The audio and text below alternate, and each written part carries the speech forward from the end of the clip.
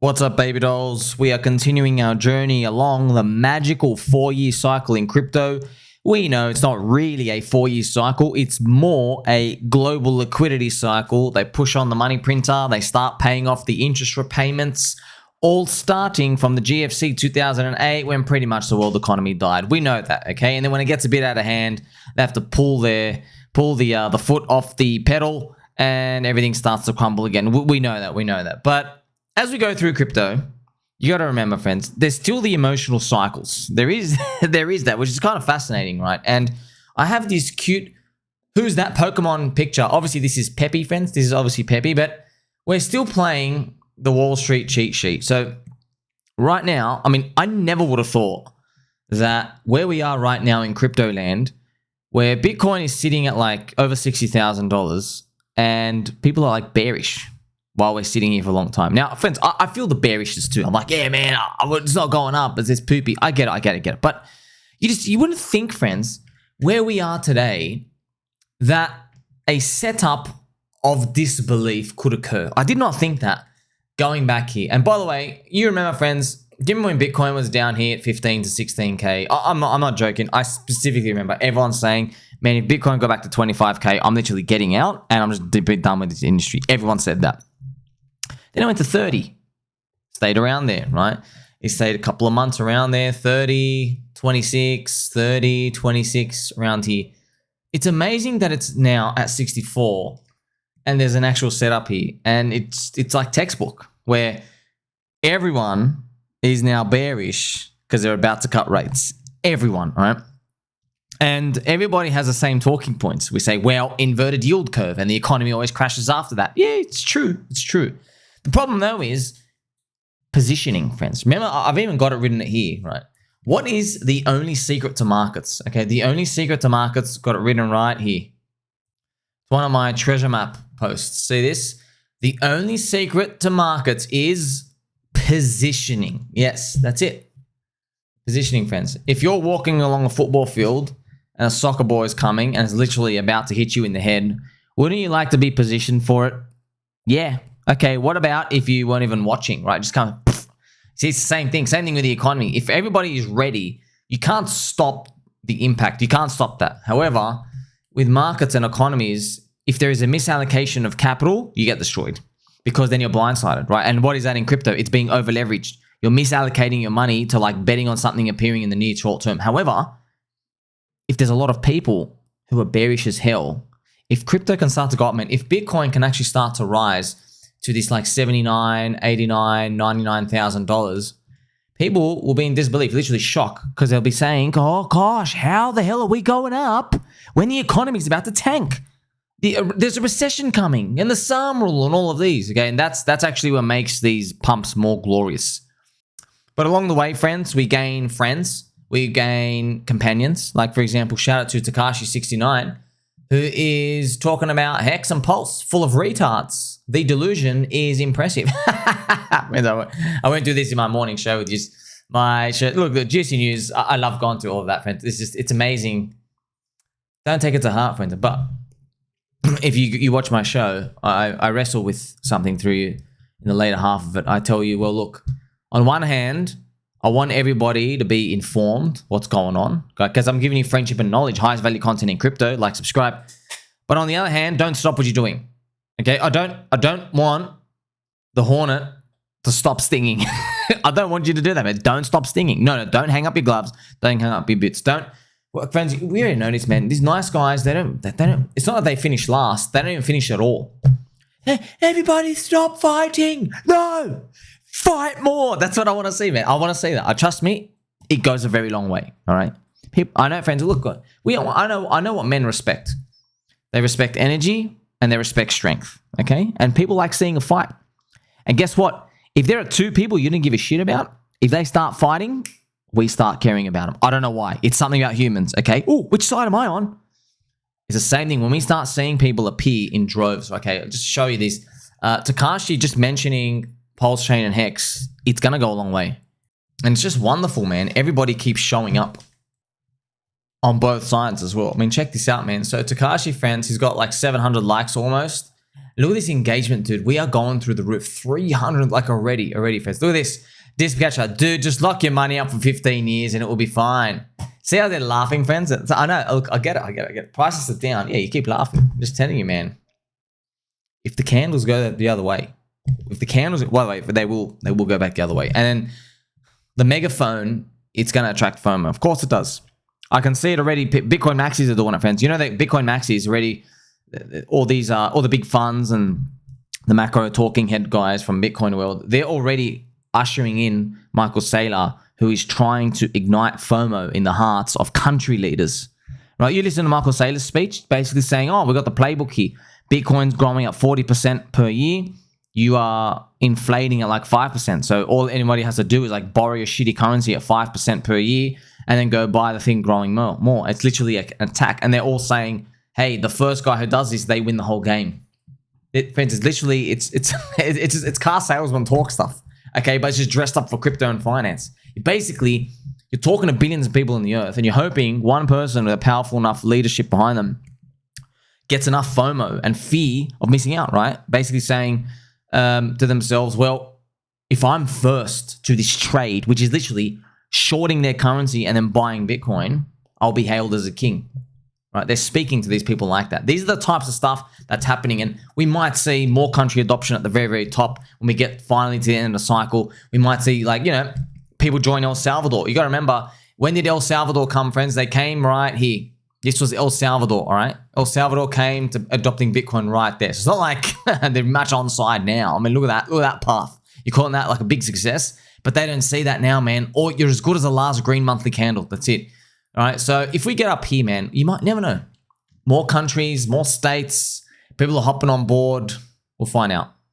Now, I want to throw this quickly your way, friends. This is the chopping block. So the chopping block, which is on Unchained Podcast.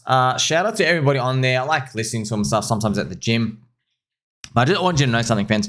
This is basically, in a nutshell, it's just basically a lot of VCs get together, right? Like one of them's a compound finance guy. Just a lot of VCs get together and just talk about like big brain stuff. And it is interesting because you think you're getting better at investment, trading, all these other stuff. You think you are when you're learning these things, but you're not. You're not. All right. So I'll give you an example. I mean, like there's a segment here. They're talking about prediction markets and probabilities. And this is like basically to do with the election. You got to talk about this starting from 2 minutes up to 22 minutes. So 20 minutes is speaking about probabilities and how the crowd might be wrong and how you start off on like as a Harvard approach to statistics, and you go down and you realize you got to take more risks. And there's something interesting in here I'll just share with you. Scientists, they did basically studies on gamblers, and they took gamblers and non-gamblers out here. And pretty much, friends, what separates a gambler from everybody else is the gambler is just more willing to take bets on average with worse odds. And specifically around the 50-50 mark. So they basically said there's a definitive difference. People who are gamblers, gambling addicts, they see a 50-50 as like, oh, sweet, it's worth taking, right? Whereas most people aren't because there's no edge. Now, it was funny in this podcast that they then conclude, they go, oh yeah, because crypto participants are literally all gamblers because we see it as 50-50, but not necessarily, right? Look at the payoff. Okay, yeah, you know, maybe crypto is 50-50. Okay, sweet, but if I get it right, your upside's what, like a 39x in the next 8 years or something? You know what I mean? Like it's huge. It's worth taking. Okay, but it's interesting as to how people compute this stuff in their mind. Now, as we know, friends, to win in this game, you have to be in the sweet spot. You can't be somebody who's always taking these terrible odds. For example, man, you like if you just see, hey, there's a big launch and then these mainstream influencers like this coin, let me just go buy in at any price. If you just do that and you're not following my ultimate bull market strategy guide, you have no active community, you're not doing the key information asymmetry research, there's no devs or anything, okay, you go through all them, if there's nothing there, then you're going to get wrecked over time. You're taking very bad odds. That's pump fun. Okay, pump fun, friends, is not even meme coin trading. Pump fun is JPEG trading. Okay, it's not even memes. There's no memes on there. It's just like, hey, JPEG. There's zombie Biden, and then there's like, you know, real black version of like Winnie the Pooh, President G and stuff. Just all these other weird stuff. And everyone's just rugging 24/7. Okay, so That's one extreme. You're taking too much risk, okay? Then there are other people who are not taking enough risk, okay? So there are people out here, they've done experiments as well. They go to many people on the street and they say, hey, I've got a coin here, it's 50-50. What? And they try to figure out different people's spectrum of the probabilities they will take. Sorry, the rewards that they would accept. So I remember there was one guy in one of these experiments. When they flipped the coin, so they said, would you take this bet if it's like you win $1.50 and I win $1? Okay, now obviously if you ask me in the street, I'll go, I'll take that bet all day, right? I got the edge. So many people wouldn't, friends, which blew my mind. In fact, many people, friends, would not play even a head and tails where it was 3-1. Can you believe that? Most people, they would not play 3-1, which means if they win, they get $3, but if they lose, they got to pay $1. Okay, on a coin flip. I couldn't believe that. And I'm like, dude, that is like, that's generational wealth in trading, you know, in trading and investing, right? Risking 1 to make 3. That's literally, you're kidding it. You're multi-millionaire and people wouldn't even take it. Okay. But interestingly enough, there were some people, especially this one dude, it went up to 10-1, he still wouldn't take it. Because the thought of losing hurt him that much. And by the way, that was everybody out there on the street. There was obviously like one person who would take it at 2-1, 1, but like, I couldn't believe it. I was like shocked. So, and all of them had the same reason. Like, hey, why don't you take this? And like, oh man, just the thought of giving away that $1. So they're not taking enough risk. Okay. So there are two spectrums, right? Where you take too much risk, JPEG trading, you don't take enough risk, which pretty much, you know, you want to hold cash your whole life. Okay. You know, as Michael Saylor says, people who use cash as a store of value, you're poor. That's pretty much what poor people do, right? So it's interesting to explore these and how we we measure risk. But remember, friends, the textbook example of risk from Warren Buffett, and I want to play some nice pump music for Warren Buffett. If you are if you're a uni guy, university, college, stats guy, they measure risk by something they can write down, which is the price going up and down. They say, hey, that's a lot of risk. The price can go down or up a lot. That's a lot of risk. Okay, Warren Buffett and Charlie Munger, the late Charlie Munger, rest in peace, they don't compute it like that whatsoever. And they measure risk by just the stuff you don't know.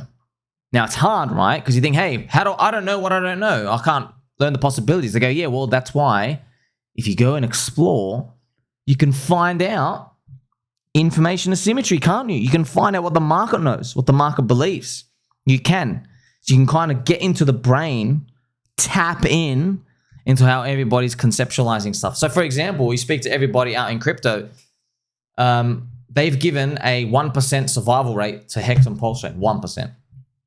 Funnily enough, even when I show them, bro, there's 170,000 ETH. Go check the comments, check all the replies, friends, check all the replies. What do people say?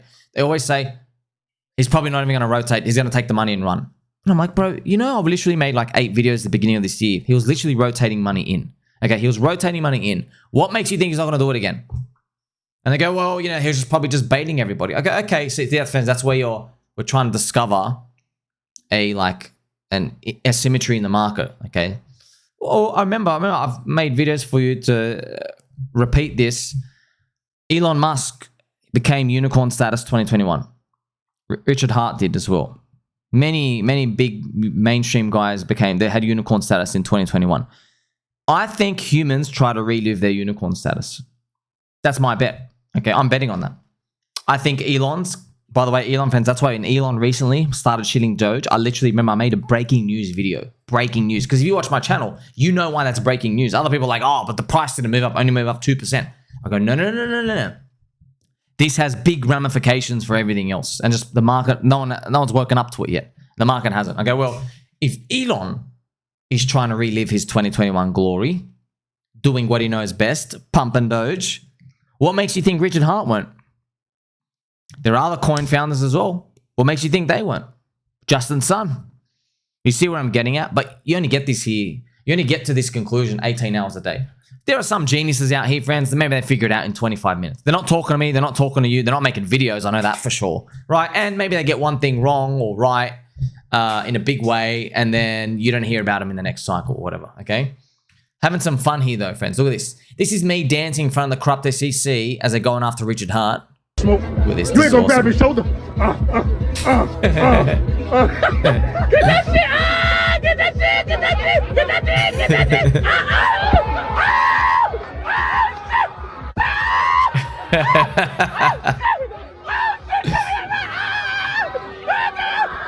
Oh man, it's funny, man. It's just, I know, man. The biggest moves, friends. I've researched it, man. The biggest moves come from the most contrarian setups where everybody's on the other side. But you lose more and more faith. The cheaper the price is, more faith you lose. Because most of the time, you're wrong, man. Most of the time, yes, you're probably wrong. The market's probably right. But then, like, it's probably... Friends, Tekashi has 750,000 followers, okay? He's got 750,000, okay? I have 30,000. So he's 25 times more followers on Twitter. He has 29 million followers on YouTube. All right. HEX and PulseChain only have 200,000 people holding. Okay, so he dwarfs everything. And we're able to ratio him pretty much. Okay, Hexologist is able to ratio the Twink brothers. The altcoin daily Twinks. Like, you can't tell me that is worth 0 in your probability measures. You can't tell me that, man. There's no way. No way. It's just going to take a matter of time. And look, friends, everybody's faith gets tested. Davey Soy Hoffman. Look at this, friends. Look at he's capitulating. Riddle me effing this. By the way, Davey Soy Hoffman, friends, Davey doesn't swear. He doesn't swear. So, Davey saying effing? Whoa. Right. I don't know, friends, everybody, we all had that friend in school who, like, they would never do anything wrong. Like teacher's pet.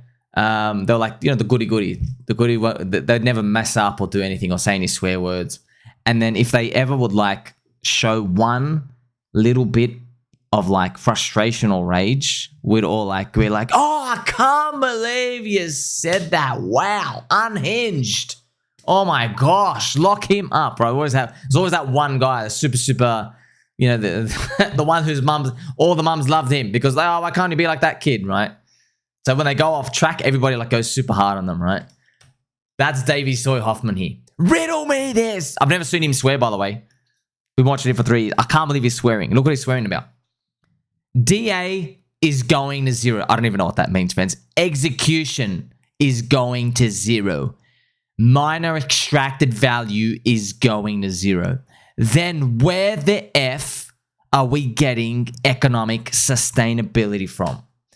So he's talking about, friends, there's a topic, right? Ethereum, it's poopy. The price is poopy. Part of the 4-year cycle, I mean, it's kind of funny, the global liquidity index literally would have told you, hey, Ethereum, you're not going to pump like you have in... That's the crazy part, right? You're not going to pump until after Bitcoin rebreaks its all-time high and has the 4-year mania. And until then, you're going to be pooped. It's what it is. But you don't know the story. You didn't know Vitalik was going to go into panic mode to try and get everybody in, right? So you're looking at through these lens, friends, of no one is immune from this cycle stuff. No one. And even Vitalik, man, coming out, he's giving his chi out to that lady. I mean, like, good luck to her. She's going to end up in hospital, by the way. The amount of chi, sexual energy coming out of that guy. It's not even a guy, man. He's 4,000 IQ alien. So even Ethereum camp is now questioning stuff. By the way, I've also just heard, shout out to Chopping Block, didn't even know this.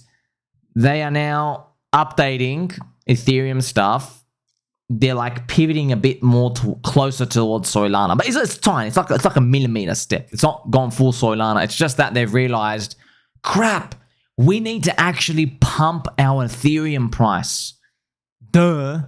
You know, because I've been telling him the whole time, but obviously, friends, no one's going to listen to me. I've just got a peanut brain, like, who am I? But I've been telling everyone, dude, if your price doesn't go up, you are useless.